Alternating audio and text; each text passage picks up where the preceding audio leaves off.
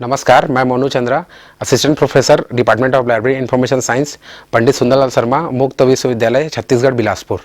आज हम लोग पढ़ेंगे कॉल नंबर क्या होता है, उसका स्ट्रक्चर कैसे होता है और कॉल नंबर कैसे बनाया जाता है। तो आज हम लोग पढ़ेंगे कॉल नंबर एंड इस स्ट्रक्चर्स। तो जो कॉल नंबर होता है वो किसी डॉक्यूमेंट के लोकेशन को फिक्स करता है।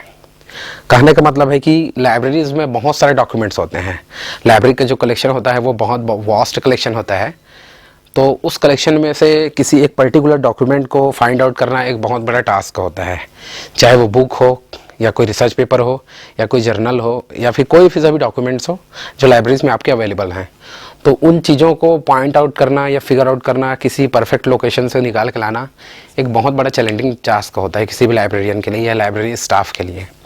तो वहाँ पे क्या होता है कि कॉल नंबर दिया जाता है जिससे उस डॉक्यूमेंट्स की या उस बुक की या जो भी वो डॉक्यूमेंट है उसका एक प्रॉपर लोकेशन को आइडेंटिफाई कर सके कि ये डॉक्यूमेंट कौन से सब्जेक्ट से बिलोंग कर रहा है, कौन से रैक में रखा हुआ है लाइब्रेरीज में, क्योंकि बहुत बड़ा कलेक्शन होता है लाइब्रेरीज का। तो वहाँ पे कॉल नंबर जो है वो किसी डॉक्यूमेंट के लोकेशन को फाइंड आउट करने में हमारी हेल्प करता है। तो कॉल नंबर जो होता है वो क्लास नंबर, बुक नंबर और कलेक्शन नंबर से मिलके बना होता है। कॉल नंबर जो होता है वो क्लास नंबर, बुक नंबर और कलेक्शन नंबर, इन तीनों को मिला के कॉल नंबर बनाया जाता है। यहाँ पे कुछ डेफिनेशंस हैं। Composite number which provides a unique identification. यहाँ पे बोल रहा है कि ये कंपोजिट नंबर होता है, कॉल नंबर जो होता है, और वो एक यूनिक आइडेंटिफिकेशन प्रोवाइड करता है जिससे हम लोग उस डॉक्यूमेंट के प्लेस को डिसाइड कर पाएँ लाइब्रेरी में। और लाइब्रेरी के जो सेल्व हैं, अलमीराज जो रखे हैं या बुक्स को जो रखने का सेल्व होता है वहाँ पे, तो हर डॉक्यूमेंट का एक इंडिविजुअल कॉल नंबर होता है। जैसे कि आपके दोस्त यार होंगे या कोई भी पर्सन है जिसके पास मोबाइल फ़ोन है, तो उसका एक यूनिक सिम का नंबर होता है जिससे आप उसको कॉल पे बात कर सकते हैं। तो ठीक उसी प्रकार किसी भी लाइब्रेरीज में हर एक डॉक्यूमेंट का एक यूनिक आइडेंटिफिकेशन होता है जिसको हम लोग कॉल नंबर बोल रहे हैं, just like mobile phone number. ये जो होता है ये इंडिविजुअल आइडेंटिटी प्रोवाइड करता है किसी बुक को, या फिर यहाँ पे हम लोग डॉक्यूमेंट्स भी लिख सकते हैं। किसी भी डॉक्यूमेंट को या फिर बुक को एक यूनिक आइडेंटिटी प्रोवाइड करता है। फिर नेक्स्ट है locate the book in the library. ये जो कॉल नंबर जो होता है वो लोकेट करता है कि लाइब्रेरी में जो बुक है या कोई डॉक्यूमेंट है उसका लोकेशन कहाँ है, उसका जगह कहाँ पे है, वो कौन से सब्जेक्ट से बिलोंग कर रहा है, उस चीज़ को ये लोकेट करता है। फिर नेक्स्ट जो है इसका फंक्शन है वो है set the time of user. अगर कॉल नंबर है तो किसी बुक को ढूंढने में बहुत ही आसानी होगी और कम समय में उस बुक को आइडेंटिफाई किया जा सकता है। अब कॉल नंबर के अलग अलग डेफिनेशंस हैं। तो अकॉर्डिंग टू मेलविल डिवे आप जान रहे हैं, जिन्होंने डिवे डेसिमल क्लासिफिकेशन को दिया था 1876 में, जो कि मोस्ट फेमस क्लासिफिकेशन स्कीम है। इससे पहले वीडियो में हमने देखा था डीडीसी जो है वो बहुत ही ज़्यादा फेमस क्लासिफिकेशन स्कीम है। तो इन्होंने कहा था कि जो कॉल नंबर होता है ये consist of class number and book number. इनके अकॉर्डिंग जो कॉल नंबर होता है वो क्लास नंबर और बुक नंबर से मिलकर बना होता है। फिर डॉक्टर एस रंगनाथन ने कहा कि जो कॉल नंबर वो होता है वो ये जो होता है क्लास नंबर, बुक नंबर और कलेक्शन नंबर, इन तीनों से मिलकर जो है वो कॉल नंबर आपका बना होता है। यहाँ पे रंगनाथन ने क्लास नंबर को पहले इसलिए रखा था, यहाँ पर उन्होंने बोला कि कॉल नंबर जो है वो क्लास नंबर, बुक नंबर और कलेक्शन नंबर से मिलकर बना होता है। तो यहाँ पे जो फर्स्ट प्रेफरेंस उन्होंने क्लास नंबर को इसलिए दिया क्योंकि अगर यूज़र किसी लाइब्रेरी में जाता है तो भले ही उसको बुक का नाम याद ना हो, लेकिन वो वहाँ पे जाके ये डिमांड कर सकता है कि हमें साइंस से रिलेटेड बुक चाहिए, कि फिजिक्स से रिलेटेड बुक चाहिए, कि इकोनॉमिक्स की चाहिए, कि हिस्ट्री की चाहिए। इसलिए उन्होंने सबसे पहले प्रेफरेंस जो है वो क्लास नंबर को दिया है। अब आगे हम लोग देखेंगे कि क्लास नंबर क्या होता है और बुक नंबर क्या होता है, दोनों में डिफरेंस क्या होता है। फिर जब कॉल नंबर जब लिखा जाता है तो सबसे पहले क्लास नंबर लिखा जाता है।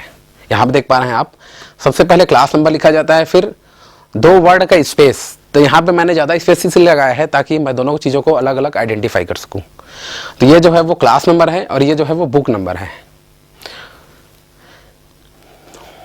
अब जब इसका लोकेशन देखा जाए तो बुक के या तो फ्रंट साइड में ऊपर में लिखा रहता है कॉल नंबर, या फिर main title page. Title page का मतलब जब आप कोई बुक उठाते हैं तो बुक जब ओपन करते हैं तो जहाँ पे बुक का टाइटल का नाम लिखा रहता है कि बुक का टाइटल का नाम ये है, और वहाँ पे ऑथर का नाम लिखा रहता है, प्लेस ऑफ पब्लिकेशन होता है, एडिटर का नाम होता है, वो आपका टाइटल पेज होता है। तो टाइटल पेज के पीछे में लिखा रहता है इस प्रकार से कॉल नंबर। सबसे पहले क्लास नंबर लिखा रहता है, देन उसके नीचे में बुक नंबर लिखा रहता है। तो यहाँ पे आपने देखा कि कॉल नंबर जो होता है वो किसी भी डॉक्यूमेंट्स का यूनिक प्लेस को आइडेंटिफाई करता है, या उस डॉक्यूमेंट का प्लेस क्या है उस लाइब्रेरीज में, क्या उसका एड्रेस है, उसी को आइडेंटिफाई करता है कॉल नंबर। अब हम देखते हैं दूसरा, जो कि मैंने अभी आपको बताया कि जो कॉल नंबर होता है वो क्लास नंबर, बुक नंबर और कलेक्शन नंबर से मिलकर बना होता है। तो दूसरा हम लोग देखते हैं कि क्लास नंबर क्या होता है। जब कोई डॉक्यूमेंट होता है उसका एक प्रॉपर सब्जेक्ट होता है कि वो डॉक्यूमेंट जो है वो या तो हिस्ट्री से बिलोंग करता है, या लाइब्रेरी साइंस से है, या साइंस से है। अगर साइंस से है तो फिजिक्स से है, कि मैथमेटिक्स से है, कि फिर बॉटनी से है, या जूलॉजी से है। तो किसी बुक का जो सब्जेक्ट है उसी को हम लोग यहाँ पे क्लास नंबर बोल रहे हैं। क्लास नंबर क्यों बोल रहे हैं? क्योंकि जो सब्जेक्ट का जो नंबर है वो किसी न किसी हम क्लासिफिकेशन स्कीम से, हम लोग यहाँ पे क्लासिफिकेशन स्कीम्स का यूज करके क्लास नंबर दिया जाएगा। कहने का मतलब है क्लास नंबर देने के लिए हम किसी न किसी लाइब्रेरी क्लासिफिकेशन स्कीम्स का यूज करेंगे। अब वो डिवाइडेसिमल क्लासिफिकेशन हो सकता है, या फिर कोलन क्लासिफिकेशन हो सकता है। तो यहाँ पे वहीं से आपको क्लास नंबर प्रोवाइड किया जाता है। क्लास नंबर बोलने का मतलब, अगर किसी डॉक्यूमेंट जो है वो फिजिक्स से बिलोंग कर रहा है तो उस क्लासिफिकेशन स्कीम से हम लोग फिजिक्स का नंबर निकालेंगे उस क्लास का, क्योंकि जो सब्जेक्ट है वो फिजिक्स से बिलोंग कर रहा है। तो फिजिक्स मेन क्लास में जाके उसका नंबर हम लोग आइडेंटिफाई करेंगे उस क्लास का, देन उस नंबर को हम लोग उठा के यहाँ पे रखेंगे, तब जाके वो आपका क्लास नंबर बनेगा। तो यहाँ पे लिखा है the class number of book is a translation of its specific subject into a artificial language. कहने का मतलब है कि मैंने जब आपको क्लासिफिकेशन बताया था वहां पे बताया था कि अगर कोई नेचुरल लैंग्वेज से आर्टिफिशियल लैंग्वेज में ट्रांसलेशन होता है, उसी प्रोसेस को हम लोग क्लासिफिकेशन बोल रहे हैं।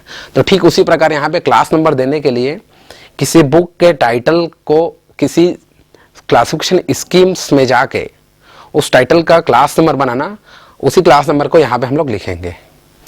कहने का मतलब, अगर कोई बुक है, अब बुक में लिखा हुआ है फंडामेंटल्स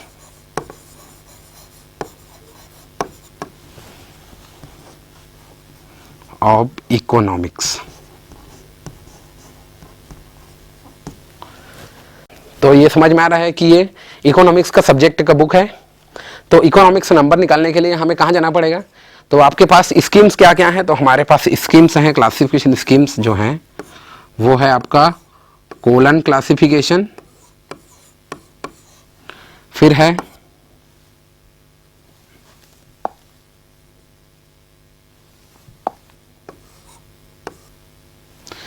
आपका डिवाइडेसिमल क्लासिफिकेशन, और है आपका UDC, universal decimal classification scheme. तो कोलन क्लासिफिकेशन से जो क्लास नंबर है वो अलग बनेगा, डीडीसी से अलग बनेगा, और यूडीसी से अलग बनेगा। अलग बनने का मतलब ये है कि तीनों क्लासिफिकेशन के कुछ रूल्स रेगुलेशन जो है वो अलग अलग हैं, और तीनों में अलग अलग प्रकार के नोटेशंस हैं। तो इसीलिए क्लास नंबर जो है वो अलग बनेगा।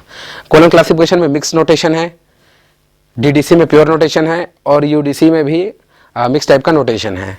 तो यहाँ पे जो यूडीसी में जो है वो मिनिमम 3 डिजिट की लिमिटेशंस नहीं है, तो इसीलिए ये जो क्लासिफिकेशन स्कीम है यहाँ पे नंबर्स अलग आएंगे।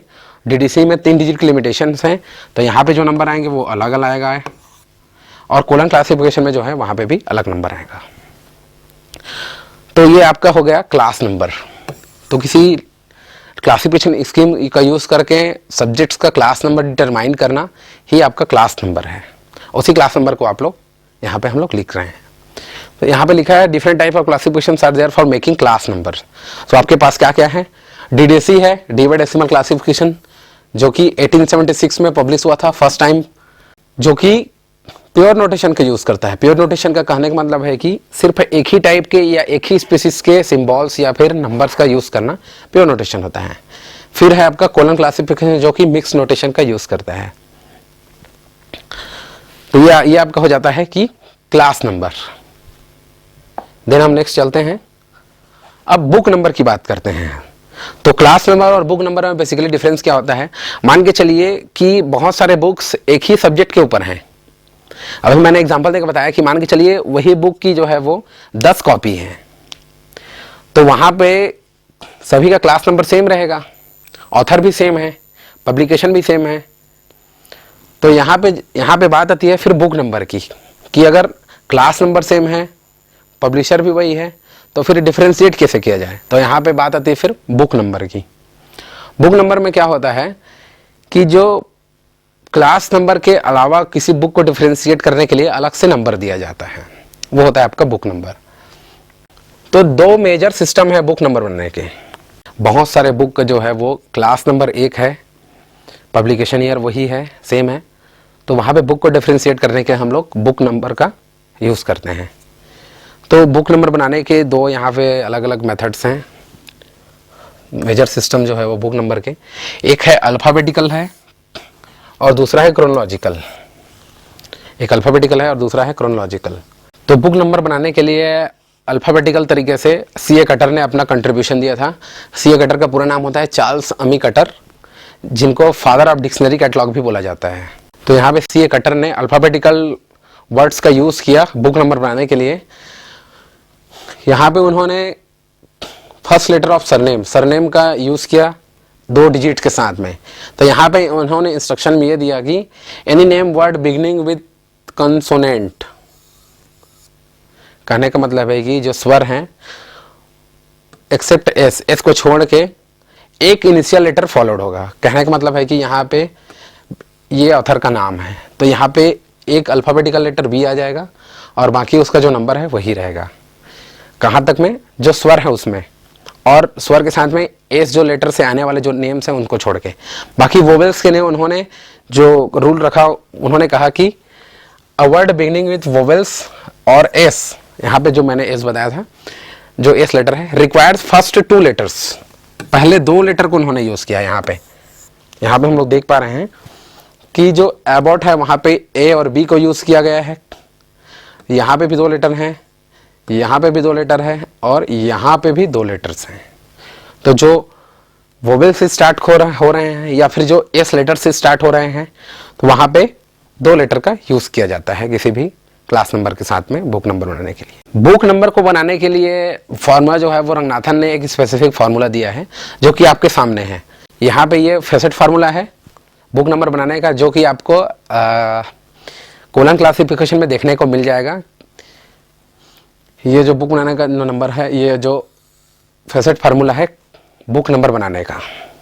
तो यहाँ पे हर लेटर का एक स्पेसिफिक मीनिंग है। एल का मतलब है लैंग्वेज का नंबर हो गए, फिर एफ का मतलब फॉर्म जो है, फॉर्म कहने का मतलब है कि वो डिक्शनरी फॉर्म में है या फिर दूसरे फॉर्म में है, उस चीज़ की बात की गई है। फिर है पब्लिकेशन ईयर, देन है आपका एक्सेशन पार्ट, कौन सी ईयर में पब्लिश हुआ है उसका यहाँ पे जिक्र है, और यहाँ पे है एक्सेशन पार्ट है। एक्सेशन पार्ट का कब यूज़ होता है वो आगे चल के हम लोग देखेंगे।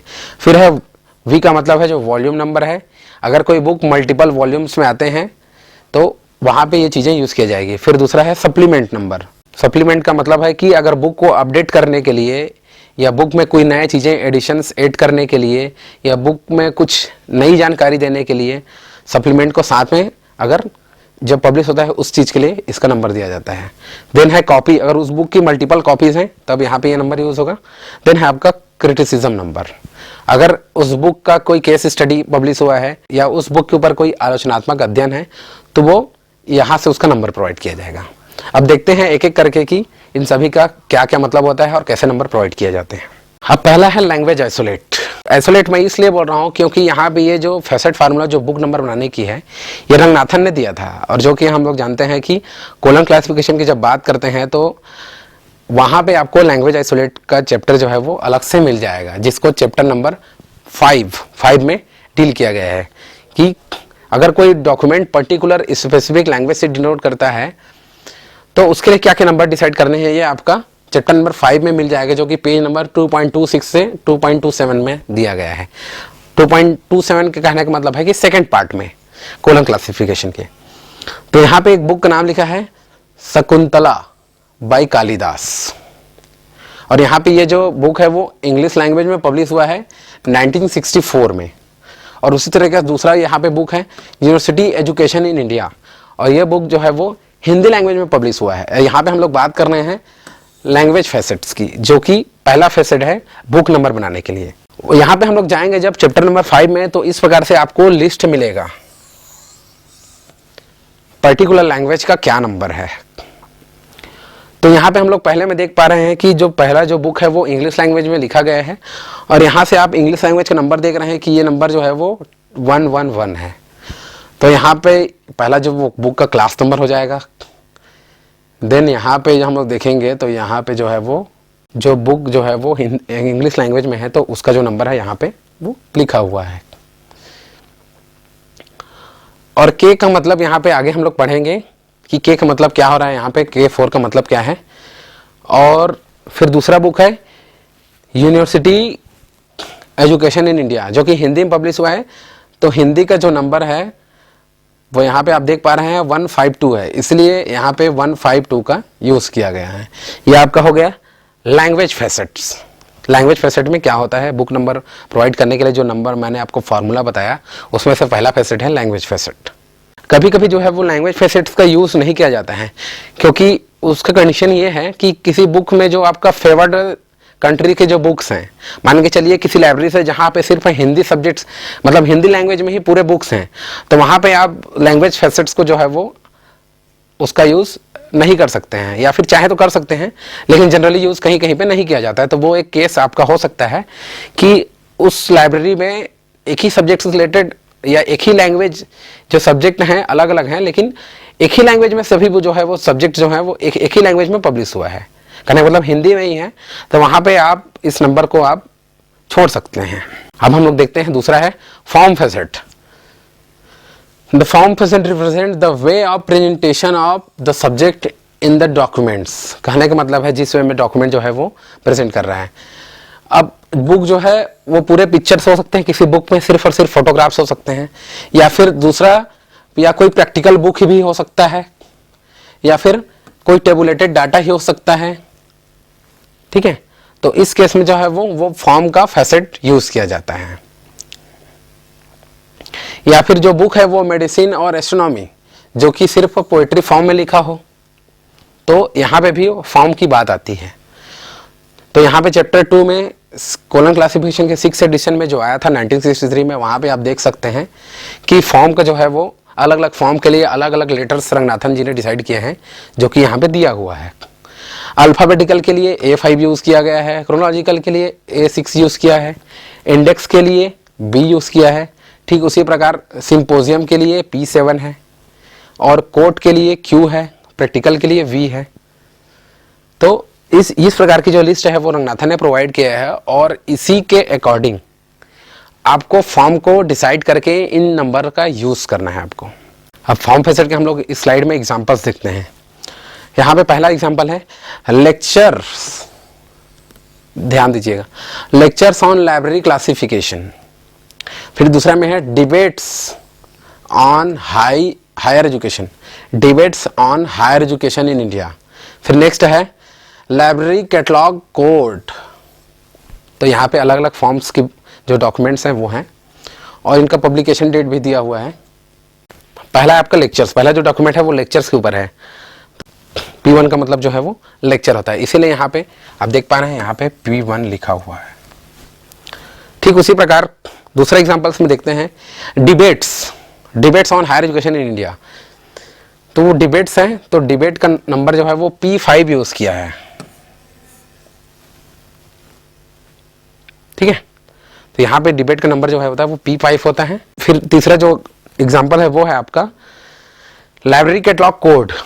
तो कोड के लिए Q यूज हुआ है, और यहाँ पे हम लोग देख पा रहे हैं Q का मतलब जो है होता है वो कोड होता है। तो ये हो गया आपका फॉर्म फैसेट कि बुक का अलग अलग फॉर्म है, तो उसके लिए कैसे नंबर दिया जाए, क्या फार्मूला है, तो उसके लिए रंगनाथन ने फार्मूला बनाया हुआ है। फिर नेक्स्ट है ईयर फैसेट। अब ईयर फैसेट कहाँ पे यूज हो रहा है तो देख लीजिए। तो यहाँ पे रंगनाथन ने ईयर फैसेट को भी डिनोट करने के लिए उन्होंने फार्मूला दिया हुआ है, और हर ईयर को डिनोट करने के लिए एक प्रॉपर अल्फ़ाबेट यहाँ पे उन्होंने दिया हुआ है। जैसे कि 1880 से अगर पहले का बुक है तो उसके लिए ए अल्फ़ाबेट है, बी का मतलब 1880 से 1889 है। तो इसी प्रकार उन्होंने सभी अल्फ़ाबेट्स को दिया हुआ है। ईयर फैसेट की बात की जाए तो ईयर फैसेट में ईयर को डिनोट करने के लिए, बुक में ईयर को डिनोट करने के लिए रंगनाथन ने फार्मूला दिया हुआ है, जो कि आपके सामने जो टेबल के रूप में बना हुआ है, ये आपका फार्मूला है जो कि आपको कॉलम क्लासिफिकेशन में देखने को मिल जाएगा। यहाँ पे रंगनाथन ने क्रोनोलॉजिकल टेबल जो दिया था वो 1880 से लेके 2119 तक का दिया था, जिसमें हर समय के लिए अलग अलग नंबर जो है वो डिसाइड हैं, जो कि अलग अलग कलर में आप देख पा रहे हैं, अलग अलग कलर में यहाँ पे बना हुआ है। और यहाँ पे ध्यान देने वाली बात यह है कि रंगनाथन ने आई और ओ का यूज नहीं किया है। उसके पीछे रीजन ये है कि आई जो होता है और ओ, ये दोनों कंफ्यूजिंग लेटर इसलिए हैं क्योंकि 1 और 0 यहाँ पे जो है इन दोनों में कंफ्यूजन हो सकता है, इसीलिए उन्होंने इन दो लेटर्स का यूज करना सही नहीं समझा, इसीलिए इन दोनों लेटर्स को उन्होंने अवॉइड किया है। क्रोनोलॉजिकल टेबल उन्होंने बनाया तब, जब उन्होंने क्रोनोलॉजिकल टेबल बनाया तब उन्होंने उन चीज़ों को ध्यान में रखा। नेक्स्ट स्लाइड में हम इसके कुछ एग्जांपल्स देखेंगे। यहाँ पे हम लोग देख पा रहे हैं ईयर फैसेट में, मान के चलिए कोई बुक जो है वो 1964 में पब्लिश हुआ है, तो 19 के लिए यहाँ पे उन्होंने पहला लेटर के वर्ड हो जाएगा, के लेटर यूज हो जाएगा। फिर 64 है तो यहाँ पे K4 का यूज आप उसके साथ में कर सकते हैं, बुक के साथ में। फिर नेक्स्ट है एक्सेशन पार्ट। एक्सेशन पार्ट क्या होता है कि किसी लाइब्रेरीज में हर बुक्स या हर डॉक्यूमेंट का एक स्पेसिफिक नंबर होता है जो कि उस लाइब्रेरी कलेक्शन को शो करता है, वो होता है आपका एक्सेशन नंबर। मान के चलिए एक्सेशन नंबर जितने ज़्यादा रहेंगे उतनी संख्या में उस लाइब्रेरी में बुक जो है वो या कोई डॉक्यूमेंट जो है वो अवेलेबल होंगे। तो इसका यूज़ कहाँ पे होता है, जब एक से ज़्यादा बुक जो है वो सेम ईयर में, ईयर है वो सेम है, सेम लैंग्वेज में और सेम फॉर्म में, और जो उसका जो है वो क्लास नंबर है वो सेम हो, तो वहां पे जो है वो एक्सेशन पार्ट का यूज किया जाता है। कैसे करते हैं, जैसे कि मान के चलिए first book published on physics जो कि 1987 में पब्लिश हुआ है, जिसका क्लास नंबर जो है वो M7 है, और सेकेंड जो है वो M71 है, और तीसरा का जो है वो M72 होगा। इसी प्रकार से आगे होगा। एक और एग्जांपल देख रहे हैं कि 2013 में जो है वो सेवरल बुक्स जो है हिस्ट्री ऑफ हिंदी लिटरेचर के ऊपर पब्लिश हुए हैं, तो सभी का जो है वो क्लास नंबर सेम होगा। तो अंतर कहाँ पे होगा, तो यहाँ पे हम लोग देख पा रहे हैं कि Q3 पहले बुक के लिए, क्योंकि इसके मल्टीपल कॉपीज हैं, या फिर बोल सकते हैं कि एक ही बुक है, सेम लैंग्वेज है, सेम क्लास नंबर है, सेम फॉर्म है और सेम क्लास नंबर भी है, सेम ईयर ऑफ पब्लिकेशन भी है। तो यहाँ पे पहले बुक के लिए ओरिजिनल जो क्लास नंबर है वो लिखा जाएगा। देन सेकंड बुक के लिए मान के चलिए फर्स्ट बुक है और ये सेकंड है, यहाँ पे लिखा हुआ है, ये थर्ड है, तो सेकंड के लिए यहाँ पे पहला नंबर यूज किया जाएगा 1, दूसरे के लिए यूज होगा 2। इसी प्रकार किसी बुक में अगर किसी बुक के 10 कॉपीज हैं तो 10वें कॉपीज में कौन सा नंबर होगा, 9 नंबर होगा, क्योंकि पहला जो नंबर है वो ओरिजिनल जो नंबर है उसको पहले बुक को दिया जाएगा और उसके जो 9 कॉपीज हैं उनको 1, 2, 3 करके क्रमशः नंबर दिया जाएगा। तो इसी प्रकार किसी बुक के अगर 10 कॉपीज हैं तो 10वें नंबर में 9 नंबर का वहाँ पे जो नंबर है वो लिखा जाएगा, जैसे कि Q9, इसी प्रकार से। फिर नेक्स्ट है वॉल्यूम फैसेट। और वॉल्यूम फैसेट का यूज कहाँ पे होता है, मान के चलिए कोई बुक जो है वो मल्टीपल वॉल्यूम में पब्लिश हो रहा है, मान के चलिए कोई डिक्शनरी है या कोई ऐसे डॉक्यूमेंट है जो कि मल्टीपल वॉल्यूम्स में पब्लिश हो रहा है, कोई इंसाइक्लोपीडिया भी हो सकता है, तो वहाँ पे हम लोग वॉल्यूम नंबर का यूज कर सकते हैं। अब कैसे करेंगे, यहाँ पे कुछ एग्जाम्पल्स हैं। मान के चलिए कोई रेफरेंस बुक है, जनरली रेफरेंस जो बुक होता है वो मल्टीपल वॉल्यूम्स में पब्लिश होता है, या फिर अदर सोर्स है डॉक्यूमेंट के जो कि मल्टीपल वॉल्यूम्स में पब्लिश हो रहा है। सो बुक को जो है वो एक साथ रखना पड़ेगा, क्योंकि अगर एक वॉल्यूम कहीं और रखा है, दूसरा वॉल्यूम कहीं और है, तीसरा कहीं और है, तो मान के चलिए अगर आपको कोई प्रॉपर इन्फॉर्मेशन चाहिए किसी चीज़ से रिलेटेड और आपको पता है कि वो जो इन्फॉर्मेशन है वो इसी रेफरेंस बुक में मिलेगा, तो मान के चलिए वो रेफरेंस बुक का एक पार्ट आपको मिल रहा है जो उसमें अल्फ़ाबेटिकली, जनरली जो रेफरेंस बुक है वो अल्फ़ाबेटिकली अरेंज होता है, तो जो आपको इन्फॉर्मेशन चाहिए वो अगर एम अल्फ़ाबेट से है तो एम जो है वो दूसरे पार्ट में है, तो इसीलिए सभी एक जो रेफरेंस बुक है उनके मल्टीपल वॉल्यूम्स को एक साथ रखा जाना चाहिए। इसके लिए उन्होंने यहाँ पे नंबर प्रोवाइड किया है कि कैसे एक साथ रखने के लिए कैसे नंबर प्रोवाइड कर सकते हैं मल्टीपल्स, अगर मल्टीपल वॉल्यूम में अगर बुक पब्लिश हो रहा है तो। मान के चलिए एक डिक्शनरी है इकोनॉमिक्स की जो कि 3 वॉल्यूम में है, तो उसके लिए जो पहला वॉल्यूम है उसके लिए ये नंबर दिया है, दूसरा वॉल्यूम है उसके लिए ये नंबर है, तीसरा वॉल्यूम है उसके लिए नंबर ये है। तो ठीक इसी प्रकार से अलग अलग वॉल्यूम्स को अलग अलग नंबर प्रोवाइड किया जा सकता है। यहाँ पे पी होगा। फिर नेक्स्ट है सप्लीमेंट नंबर।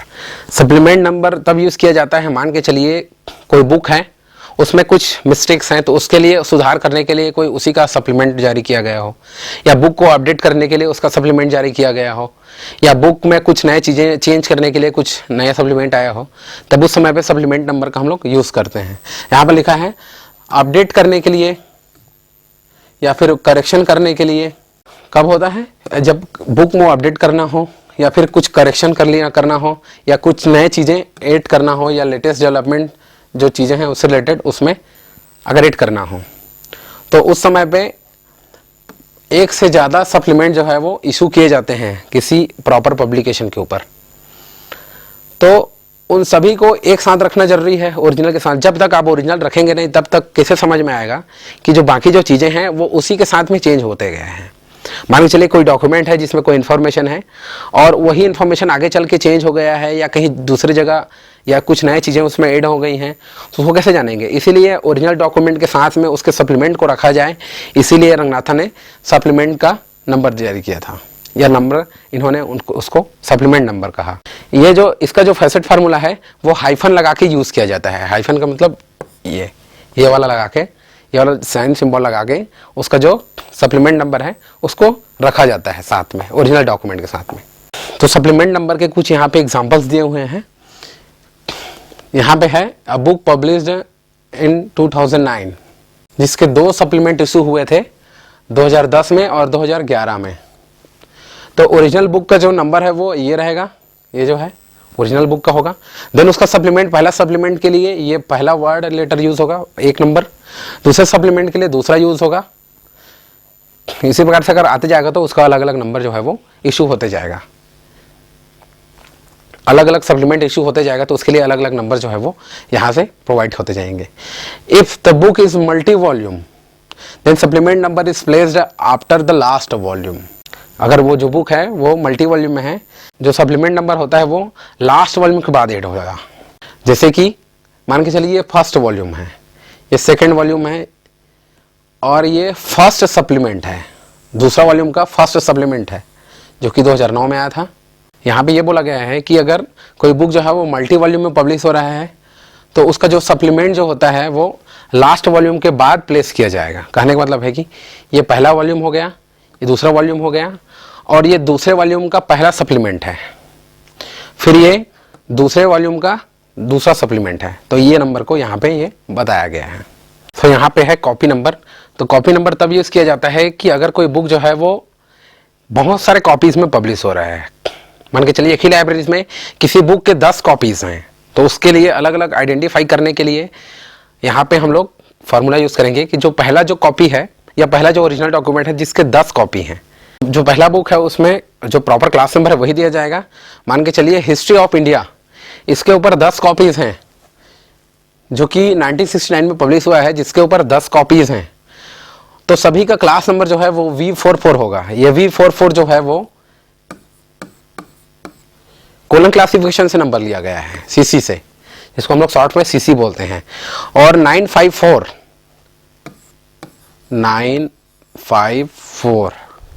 ये जो नंबर है आपका डीडीसी से आएगा। क्यों? क्योंकि 900 में आपका हिस्ट्री आता है और 54 जो है वो इंडिया का नंबर है। इसी तरीके से वी का मतलब आपका हिस्ट्री सब्जेक्ट हो जाएगा और 44 जो है वो इंडिया का नंबर है कोलन के अकॉर्डिंग। तो यहाँ पे हम लोग देख रहे हैं फर्स्ट कॉपी, इसका नंबर जो है वो V44K9 है। K9 इसलिए क्योंकि K का मतलब 1900 हो रहा है और 1969 का मतलब 9 का यूज़ यहाँ पे किया गया है। और सेकेंड कॉपी, तो सेकेंड कॉपी को पहला नंबर दिया जाएगा क्योंकि पहला जो है वो ओरिजिनल डॉक्यूमेंट है, या मान के चलिए वो पहले नंबर पे आ रहा है अरेंज करने पे, और दूसरे नंबर पे आ रहा है तो उसको यहाँ पे पहला नंबर दे रहे हैं और सेकंड नंबर को या तीसरे नंबर को सेकंड नंबर दे रहे हैं।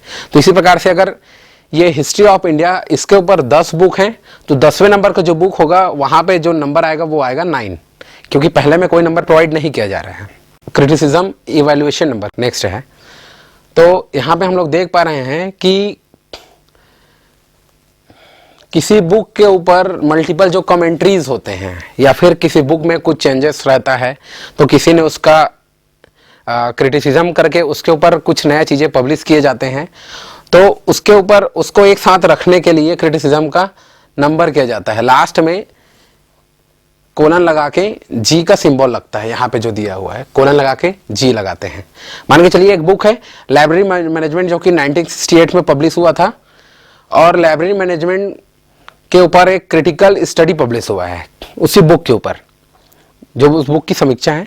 तो उसके लिए यहाँ पे देखिए ये ओरिजिनल बुक का नंबर हो गया लाइब्रेरी मैनेजमेंट का, 2 का मतलब यहाँ पे लाइब्रेरी साइंस है, और कोलन जो है वो एनर्जी का सिंबल है, और 8 का मतलब मैनेजमेंट है, और K का मतलब 1900 है, और 8 का मतलब 68 है। ये बुक जो है वो 1968 में पब्लिश हुआ था।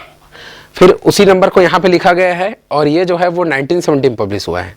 तो K का मतलब 70 तक होता है, तो इसीलिए यहाँ पे इस बुक का जो ओरिजिनल नंबर है वो लिखा गया है, और लास्ट में कोलन लगा के जी लगाया गया है, जो कि मैंने आपको बताया कि क्रिटिसिज्म का नंबर है। यहाँ पे क्रिटिसिज्म को डिस्प्ले करने के लिए कोलन लगा के जी यूज़ किया जाता है। तो ये मैंने बताया आपकी लाइब्रेरी मैनेजमेंट के ऊपर ये क्रिटिकल स्टडी है, तो इसी के लिए यहाँ पे कोलन करके जी का यूज़ किया गया है।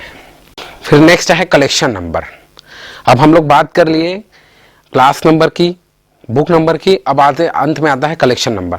तो कलेक्शन नंबर क्या होता है, मान के चलिए कोई लाइब्रेरी जो है वो बहुत बड़ा लाइब्रेरीज है, किसी यूनिवर्सिटी का लाइब्रेरी हो गया, तो वहाँ पे बहुत सारे सेक्शंस होते हैं, या फिर अलग अलग डिपार्टमेंट में जो डिपार्टमेंटल लाइब्रेरीज हैं, वहाँ पे अगर सेंट्रल लाइब्रेरी से जब बुक डिपार्टमेंटल लाइब्रेरीज में दी जाती है तो उसके लिए एक ही बुक्स के मल्टीपल कॉपीज होने चाहिए। अगर मान के चलिए कोई लाइब्रेरी साइंस का डिपार्टमेंट है, तो लाइब्रेरी साइंस में कोलन क्लासिफिकेशन की अगर बुक्स जो है वो सेंट्रल लाइब्रेरी से सप्लाई किए गए हैं, तो सेंट्रल लाइब्रेरी में भी लाइब्रेरी साइंस के जो बुक है वो रखे होने चाहिए, कोलन क्लासिफिकेशन में बुक होना चाहिए। अगर डिपार्टमेंटल में है में भी है, डिपार्टमेंटल में अगर भेजा गया है तो कुछ कॉपीज उसके सेंट्रल लाइब्रेरीज में भी होने चाहिए। तो वहाँ पे जब वहाँ पे इस प्रकार जो लाइब्रेरीज है जो कि बहुत बड़ा लाइब्रेरी होता है, तो उस जगह पे कलेक्शन नंबर का जो है वो यूज़ किया जाता है। कहने का मतलब है कि अगर किसी बुक के मल्टीपल कॉपीज हैं और वो अलग अलग सेक्शंस में हैं, तो उस प्रॉपर चीज, उस प्रॉपर डॉक्यूमेंट को आइडेंटिफाई करने के लिए कलेक्शन नंबर का यूज़ किया जाता है। यहाँ पे हम लोग देख पा रहे हैं अगर कोई रेफरेंस सेक्शन का बुक है तो उसके लिए यहाँ पे R यूज़ किया गया है। रेयर बुक्स है, रेयर बुक कलेक्शन का है तो यहाँ पे R यूज़ किया गया है। उसी प्रकार से थीसिस का है तो T है, टेक्स्ट है तो TX है। इसी प्रकार से अगर गवर्नमेंट पब्लिकेशन का है तो G है। लेकिन यहाँ पे जो अब नॉर्मल बुक्स हैं तो उनके लिए रंगनाथन ने अलग अलग नियम दिया है। मान के चलिए कोई बुक है वो छोटे साइज का बुक है, स्मॉल साइज का बुक है, तो उसके लिए अंडरलाइन का यहाँ पे फार्मूला दिया है, वहाँ है यहाँ पे जो लिखा हुआ है अंडरलाइन, तो उसको अंडरलाइन करना है। देन है अगर कोई बुक है वो लार्ज साइज का है तो ओवरलाइन करना है, मतलब ऊपर में लाइन डालना है। यहाँ पे लिखा है ओवरलाइन। अगर छोटे साइज का है तो अंडरलाइन, और ओवर साइज का बुक है तो ओवरलाइन। फिर अगर अलग अलग डिपार्टमेंट्स का अगर कलेक्शन का कोई पर्टिकुलर डॉक्यूमेंट है तो उसके लिए यहाँ पे रंगनाथन ने दिया है फॉर डिपार्टमेंटल लाइब्रेरीज। रंगनाथन ने उनके लिए फॉर्मूला सजेस्ट किया हुआ है जो कि यहाँ पे आप देख पा रहे हैं। अगर कोई मैथमेटिक्स डिपार्टमेंट का है जो डॉक्यूमेंट है वो है तो बी का मतलब यहाँ पे मैथमेटिक्स है। कॉलम क्लासिफिकेशन आप देख लेंगे तो समझ में आएगा कि बी का मतलब मैथमेटिक्स है, और डी यहाँ पे जो है वो डिपार्टमेंट को रिप्रेजेंट कर रहा है पूरा इस लिस्ट में। यहाँ पे डी का मतलब इंजीनियरिंग है, एल का मतलब मेडिसिन है, आर का मतलब फिलॉसफी है, वाई का मतलब सोशियोलॉजी है, और जेड का मतलब लॉ है। तो ये एक मेन क्लास का अल्फ़ाबेट है और साइड में डॉक्यूमेंट डिपार्टमेंट को शो करने के लिए डी का यूज़ किया जाता है। तो यही आपका होता है कलेक्शन नंबर। तो अभी आपने देखा कि कॉल नंबर क्या होता है, इसके क्या क्या फीचर्स हैं, इसका स्ट्रक्चर कैसा होता है, बुक नंबर का फार्मूला क्या होता है,